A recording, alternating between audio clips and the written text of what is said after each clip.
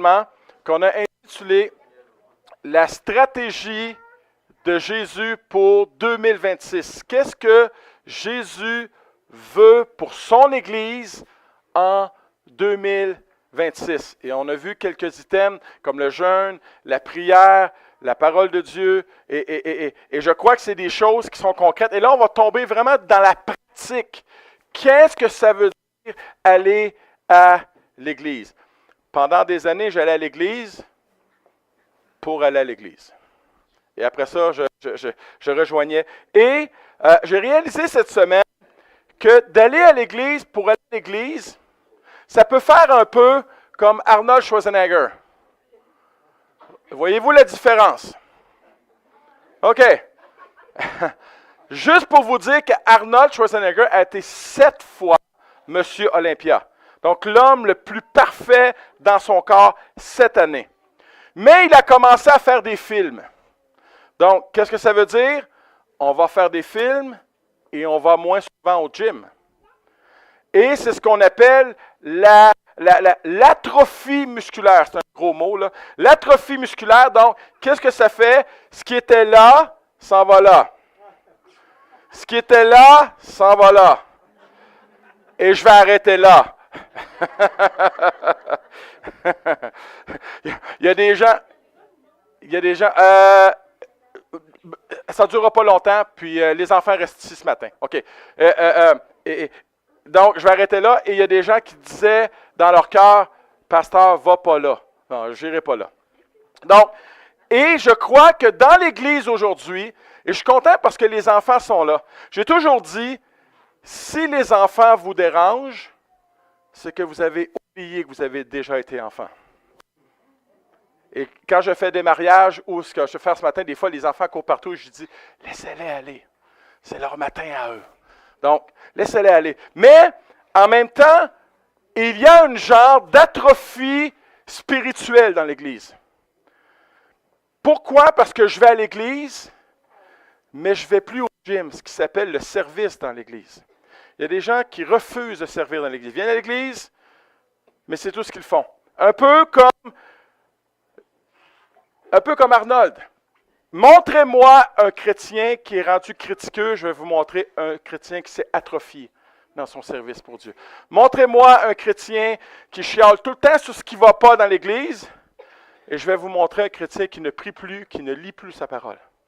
Et c'est facile de dire tout ce qui ne va pas dans l'Église quand j'ai le temps de regarder tout ce qui ne va pas parce que je suis assis. Et ce matin, très rapidement, une question pour tout le monde. Prochaine diapo. Qu'est-ce qui ne va pas avec sa photo? Qui veut répondre? La moitié déblayée. Oui, oui. Oui. Exact, oui.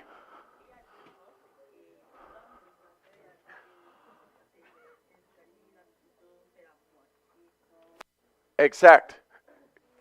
Est-ce qu'il y en a d'autres qui voient d'autres choses? Oui.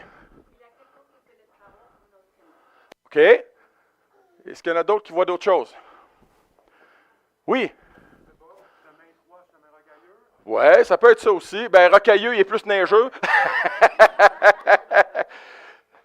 Savez-vous ce que je vois, moi? C'est ça que je triche parce que... Oui, Cathy?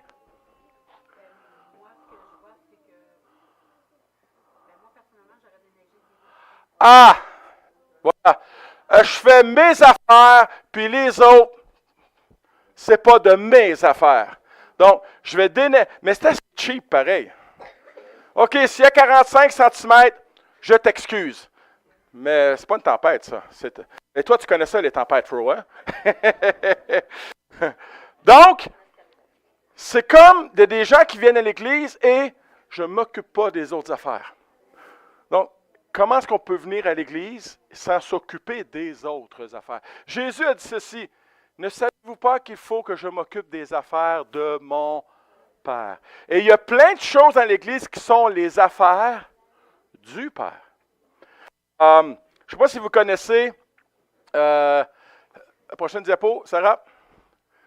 Booker Washington, je ne sais pas si vous le connaissez, c'est un ancien esclave qui, par grâce, a commencé à faire des études et il est devenu le directeur d'une des plus grandes écoles aux États-Unis.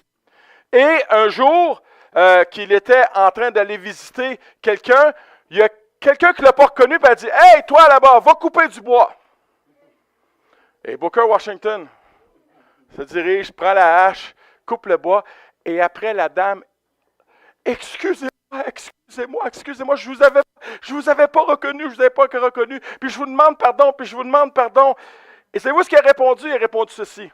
« Ce n'est pas grave, madame. J'aime travailler, je suis ravi de rendre service. » Wow! Lui qui aurait pu dire, « Do you know who I am? » Est-ce que tu sais qui je suis, moi? Non. Il y a des gens, je crois, dans l'Église qui se pensent trop importants. « Do you know who I am, pastor? » Non, mais toi, tu as l'air à le savoir. Et pourtant, Galates 5, versets 13 et 14 nous dit ceci. « Par amour, soyez serviteurs les uns des autres. » Verset 14. « Car toute la loi est accomplie dans une seule parole, tu aimeras ton prochain comme toi-même. » Wow! Que faut-il retenir de cette histoire? Deux choses. L'histoire de Booker Washington. Chaque graine de gentillesse que je sème finit par porter ses fruits dans la vie des autres et dans ma vie. Et pour réussir dans la vie, il faut aimer et servir les autres. Et ce que je comprends, j'arrive à la fin. Et après ça, c'est ton tour, mon homme. Hey Joe. Hey bro. Non, il se fout de moi. Ce que je comprends dans la Bible et dans la vie de Jésus, c'est que le service pour les autres n'est pas un devoir que je dois accomplir, mais bien un service qui est motivé par l'amour. Quand je sers toujours l'autre. Vous savez, il y a deux choses dans l'Église. Soit que je sers ou que je me sers. On ne s'en sort pas. C'est un ou l'autre. Quand je sers l'autre, cela est une preuve de mon amour pour lui ou pour elle. Et je le dirais de cette façon, je ne suis pas à l'Église pour me servir, mais pour servir et aimer l'autre. Jésus ne m'appelle pas à devenir une statistique statique, mais bien une pierre vivante qui s'active. Je suis à l'Église pour Jésus, mais aussi pour les autres. Et l'autre, j'ai un petit secret pour vous. L'autre, c'est pas moi. Savez-vous, c'est qui l'autre? C'est l'autre. C'est profond, hein? Jésus ne m'appelle pas à être un spectateur, mais bien à être un acteur. Et être un acteur signifie que je suis une personne qui est au service de l'autre. Et vous savez, il y a des idées de grandeur aujourd'hui dans l'Église. Tout le monde veut être là, mais personne ne veut être là. Ouais, mais moi je veux faire ci, moi je veux faire ça. Et pourtant, l'apôtre Paul nous dit, dans Philippiens chapitre 2, versets 3 et 5, « Ne faites rien par rivalité ou par vaine gloire, mais dans l'humilité, estimez les autres supérieurs à vous-même. » Et là, il n'y a pas d'amen, il y a des « ouch ». Verset 4. On y va doucement, Sarah.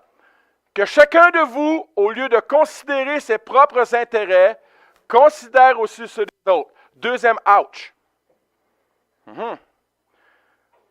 Et le verset 5, c'est le modèle des modèles. « Ayez en vous la pensée qui était en Christ Jésus. » Je ne peux pas venir à l'Église en ne faisant rien.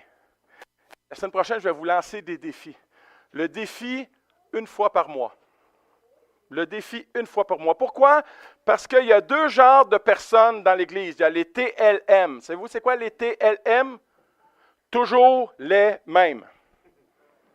Et il y a les YFT. Savez-vous, c'est quoi YFT? Il fait tout. Et il y a des gens qui ont quitté l'Église à cause de ça. Ils sont brûlés. Burn-out. Burn-out spirituel. J'aurais jamais cru vous dire ça, mais le fondateur de McDonald's a dit ceci. Aucun d'entre nous n'est plus important que l'ensemble de l'Église. Je ne vous dis pas d'aller au McDo, mais ça a bien du bon sens ce qu'il a dit. Aucun d'entre nous n'est plus grand, même le pasteur n'est pas plus grand. Qui est le plus grand dans l'Église? Alléluia. L'ensemble, c'est ce qui est le plus important. Je suis important, tu es important et nous sommes importants. L'Église est un ensemble de gens qui sont importants. L'Église est un ensemble de gens qui sont importants, mais aussi appelés à être dans une position beaucoup plus élevée que celui de serviteur. Et je termine. Vous savez, un jour, Jésus était à quelques heures d'aller à la croix. Juste quelques heures. Moi, j'aurais pensé que les disciples auraient pris un temps pour aller alentour de Jésus puis essayer de le consoler, de le soutenir, de l'encourager. Savez-vous ce qu'ils ont fait, les disciples, alors que Jésus était quelques heures de la croix? Quand je vous dis qu'on est dans l'ère de l'importance, regardez bien ce qu'ils font. Ils sont dans la chambre haute, regardez bien ce qu'ils font. Il se leva parmi eux une contestation. Une contestation, en grec, là, ça se traduit une méchante chicane. C'est ça que ça dit. Lequel d'entre eux devait être le plus grand? Hey bro, je suis le plus big parce que moi, c'est moi qui ai chassé le plus de démons. Non, attends un petit peu. C'est moi le plus big parce que c'est moi qui ai guéri le plus de gens malades. Non, mais attends un petit peu. C'est moi que Jésus a appelé le premier. Oh non, mais attends un petit peu. Il t'a appelé le premier, mais Jésus, il dit, les premiers seront les derniers. Moi, j'ai été appelé le dernier, donc je vais être le premier. Et là, j'imagine la discussion animée dans la chambre haute et Jésus qui est là, qui est à quelques heures d'aller à la croix. Il dit, ben non, mais est-ce que c'est sérieux? Et Jésus leur dit, wow, il y a plus de sagesse que moi, Jésus. Les rois des nations les dominent et ceux qui ont autorité sur elles se font appeler bienfaiteurs. Il n'en est pas de même parmi vous que celui qui veut être big, le plus grand, le plus au top, soit comme le plus jeune et que celui qui gouverne comme celui qui sert. Tu veux être gros, tu veux être big, deviens serviteur. La position la plus élevée dans l'Église, tu es d'accord? Yes. D'accord. C'est son amen langage bébé. Et ce n'est pas la première fois qu'ils font ça, les disciples. Un jour qu'ils étaient en train de prendre une petite marche, dans Marc chapitre 9, verset 33-35, ils arrivèrent à Capernaum. Quand ils furent rentrés dans la maison, Jésus leur demanda, « De quoi avez-vous discuté en route? » Silence embarrassé, car durant le trajet, ils avaient discuté pour savoir à qui d'entre eux devait revenir la première place. Come on, guys! Verset 35, Jésus s'assit, appela les 12 et leur dit, « Si quelqu'un désire occuper la première place, qu'il prenne la dernière et se fasse le serviteur de tous. » Je veux être big? Peut-être moins là maintenant. Je dois être le serviteur de tout le monde. Je veux être à la première place. Alors, je dois mettre les autres en premier en les servant. Et Jésus est notre modèle suprême. Et j'ai bâti personnellement mon ministère sur Jésus. Alors que Jésus va dire ceci dans Marc 10, 45.